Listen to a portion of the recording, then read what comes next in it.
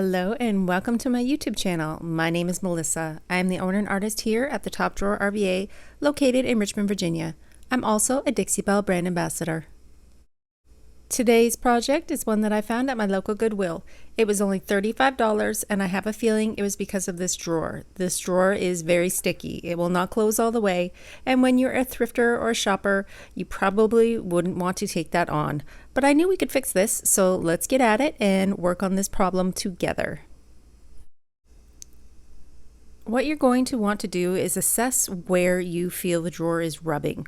Is there something stuck in behind? Are there drawer glides that aren't working? This is a fairly old piece and there's no wood on wood drawer glides. It just slides in and out.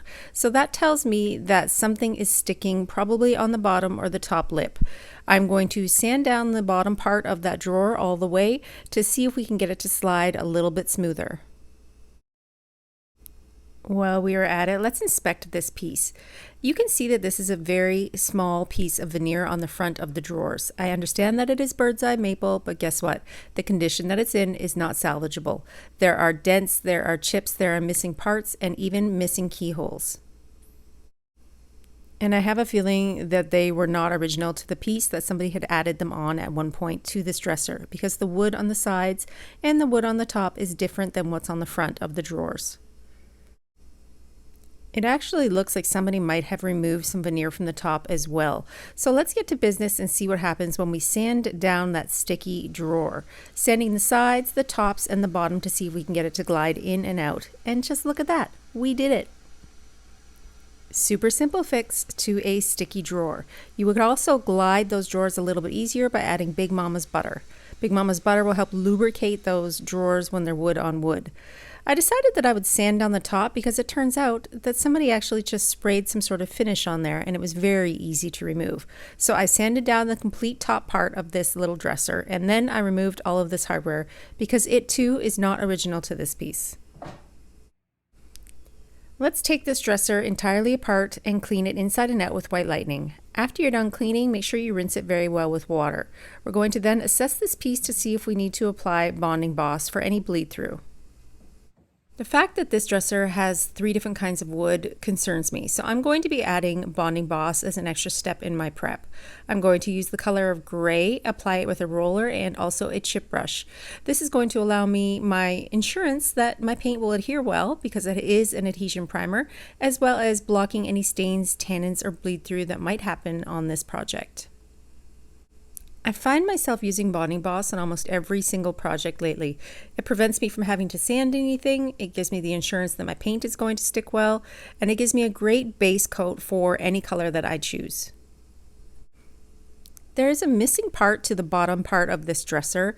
I could patch it with Dixie Belle's mud, but this gives me an opportunity to use one of my favorite products, which is a Wood You Bend molding. And check it out. I broke my Wood You Bend molding. When they're not hot, they actually can break fairly easily. So don't worry, we have a fix for this. We're going to heat up the backing of this Wood You Bend molding. When you heat it up, it becomes a little bit bendable, a little bit malleable, and I can just stick that broken piece right back on. If you're looking for this Wood You Bend molding, I'm going to link all the products I'm using today in the description below of this video, and you can check it out. This is actually from a set of 2, and I find these big chunky moldings go really well on all types of furniture. After I've heated up the backing, I put on some wood glue and I'm going to clamp it down onto my project. It's okay if you use a little bit too much glue. You can easily come in with a cloth and water or a small paintbrush and water and get off that extra glue. I like to know that it's super stuck down, so I overuse my glue and then use clamps to hold it. That way I know that this is going to be stuck on and stuck on well. It's super simple for me to come in with the wet towel and wipe that down afterwards. Let's reattach that broken bit. So what I'm going to do is put the wood glue onto the back. You can see me struggling with my glue. Of course, I didn't put the lid on, so it's kind of chunky and hard to put out. So I'm just going to grab some of that extra glue, stick it on the back of my broken Wood You Bend, and then you're going to play a little puzzle piece here and make sure you've got it fitting in exactly where it's supposed to go, where the break was. You're not going to be able to see any lines or any marks when you paint over top of it, I promise.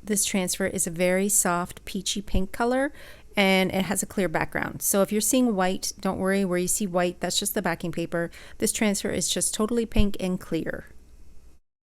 And unfortunately, it's about 4 inches too small for the exact front of this dresser.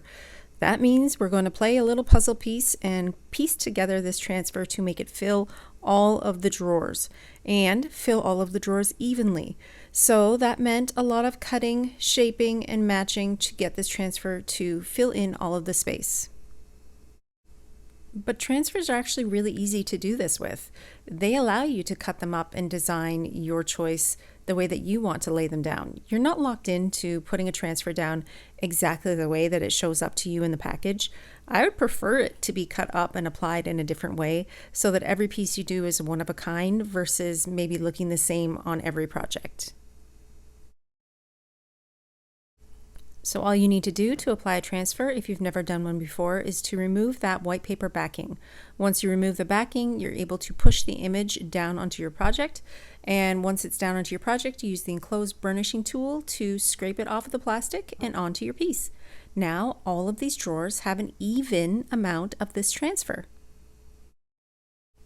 So even though this pattern actually looks like it did in the package, it's spaced out just a little bit more so that I could fit the entire drawer on this project, because otherwise I would have had 2 inches of space on the left and another 2 on the right, and it would not have fit. So try cutting up your transfers. Trust me, you can do it. It might take a little bit longer, but if you cut them up, you can get the exact design choice that you're going for. Transfers do need to be sealed, so you can use wax, clear wax, or you can use a clear coat. For this project, I used clear coat in satin for the entire piece. But before I sealed it, I worked on the top of this piece. Remember, we sanded the top down to the raw wood, and it's showing that beautiful two-toned wood effect because I think that this is what was existing underneath the veneer.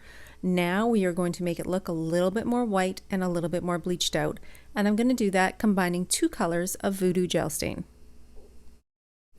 VooDoo Gel Stain is a water-based product, so you can mix it up and add water to this. I used White Magic and Au Naturel with a little bit of water to give me that really light finish. I want this wood to stay as natural looking as possible, but with just a little bit more of a lighter hue. Wiping on this beautiful new color with a applicator pad. It's in the direction of the wood grain because I did sand off the finish, so it is going to soak into the wood versus sitting on top. I did about 2 even coats of this beautiful color and then sealed it.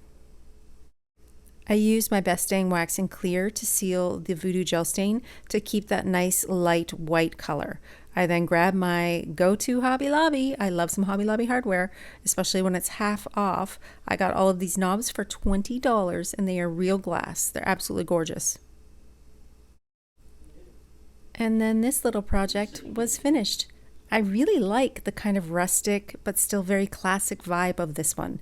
The transfer on the front gives it a country cottage feel, and that nice raw top really finishes off the look. You can't even tell that I had to cut up that transfer to fit the space. It actually looks just like it did in the package. I love that new hardware and of course that gorgeous wood you bend molding. Thanks for watching and hanging out with me for this thrift store project today. I will see you again next week. If you love this video, don't forget to hit like and subscribe for new videos that come to you weekly.